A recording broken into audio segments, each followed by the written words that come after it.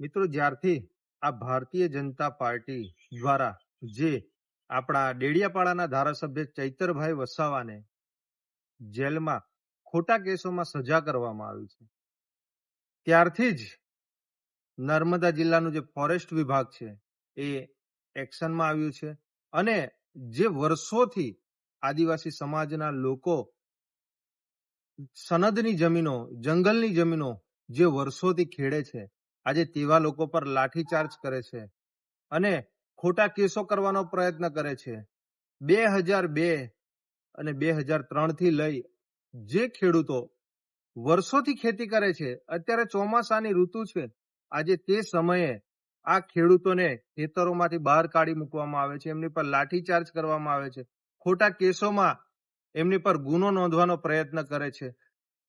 ભરૂચ જિલ્લાના સાંસદ મનસુખભાઈ વસાવા, જેઓ છેલ્લા 30-35 વર્ષથી સાંસદ છે અને જે આ બોર્ડર લાગે છે એ બોર્ડર નર્મદા અને જે આજુબાજુનો જે વિસ્તાર છે એ વિસ્તારના જ અમારા ગણપતભાઈ વસાવા, જેઓ કેબિનેટ મંત્રી હતા અને તેમણે પણ આ ખેડૂતોનો પ્રશ્ન આજ દિન સુધી હલ નથી કર્યો કે નથી સંસદ મનસુખ વસાવાએ. છેલ્લા 4-5 દિવસથી આ મેટર સમગ્ર ગુજરાતમાં અને ખાસ કરીને અમારા ટ્રાઇબલ વિસ્તારમાં જે ખેડૂતો ખેતી કરે છે એ ગુંજી રહી છે. ભારતીય જનતા પાર્ટીના જે નેતાઓ છે, લીલાબેન વસાવા, તેમણે રાજીનામું પણ ધરી દીધું છે. ભારતીય જનતા પાર્ટીના જિલ્લા પ્રમુખ કહે છે અમે પ્રદેશમાં મુલાકાત કરી આવ્યા, અમે મંત્રીમંડળમાં મુલાકાત કરી, ડેપ્યુટી સીએમની મુલાકાત કરી. તો ભાઈ, છેલ્લા 30-35 વર્ષથી તમારી સરકાર છે, સંસદ સભ્ય તમે ત્યાંના છો, ગણપતભાઈ અગાઉ કેબિનેટ મંત્રી બની ચૂકેલા છે, કેમ અમારા લોકોને તમે જ હેરાન કરો છો?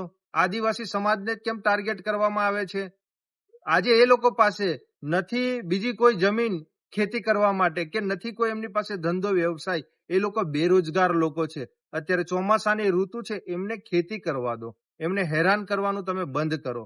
અને આજે 10 તારીખે શુક્રવારના દિવસે મનસુખભાઈ વસાવા, ગણપતભાઈ વસાવા સાગબારા પેટ્રોલ પંપનું તમે મુહૂર્ત કરવા ગયા હતા, કેમ તમે તે સ્થળ પર નથી ગયા? ખોપી ગામ ખાતે જે આજે 10-15 ગામના લોકો આજે કેટલા હેરાન થઈ રહ્યા છે, ફોરેસ્ટ કર્મચારીઓ દ્વારા એ લોકોને હેરાન કરવામાં આવી રહ્યા છે, એસઆરપી ત્યાં ગાડી મૂકવામાં આવે છે.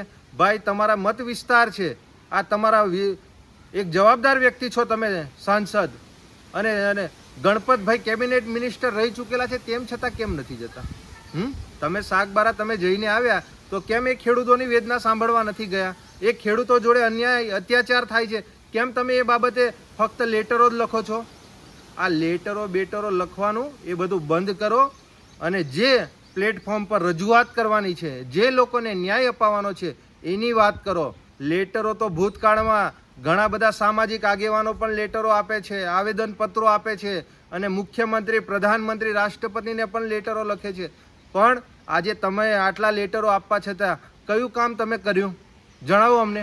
આ સનદોની જમીનના પ્રશ્ન 10-10, 15-15 વર્ષથી આજે પ્રાયોજનાની ઓફિસમાં છે, તેમ છતાં આજે તે ઓફિસોમાંથી આજે નિરાકરણ નથી થતું.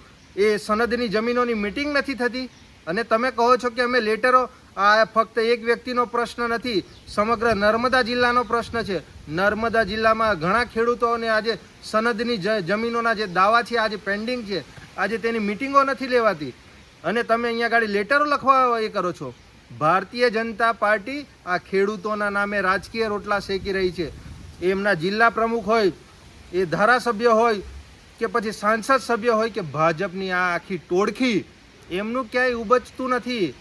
એ પેલા ડુગડુગિયા જેવા રમકડાઓ છે. એ લોકો ફક્ત જેમ જેમ ચાવી આંબળે એટલા જ ખાલી એ લોકો કૂદામ કૂદ કરે છે. આજે એમનું જ પોતાનું સંકલન નથી થતું અને અમારા સમાજને જ્યારે અત્યાચાર, અન્યાય થઈ રહ્યો છે, ત્યારે આ સાંસદ લેટરો લખે છે. બંને ગણપતભાઈ વસાવા સાથે હતા તો ભાઈ તમારે ત્યાં એ ખોપી ગામ ખાતે મુલાકાત લેવા જવી જોઈએ ને ખેડૂતોની. કેમ નથી ગયા તમે લોકો?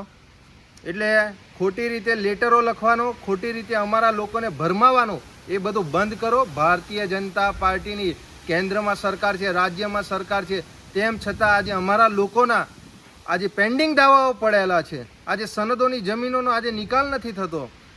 એટલે ખોટું રીતે અમારા લોકોને ભરમાવાનું બંધ કરો. ચૈતરભાઈ વસાવા જો અત્યારે હોત તો મજબૂતાઈથી આ લોકોનો અવાજ સાંભળતા, આ લોકોનો ન્યાય અપાવતા. આજે તમે લોકો સરકારમાં બેઠા છો પણ તમારી પીપોળી પણ નથી વાગતી ત્યાં આગળ.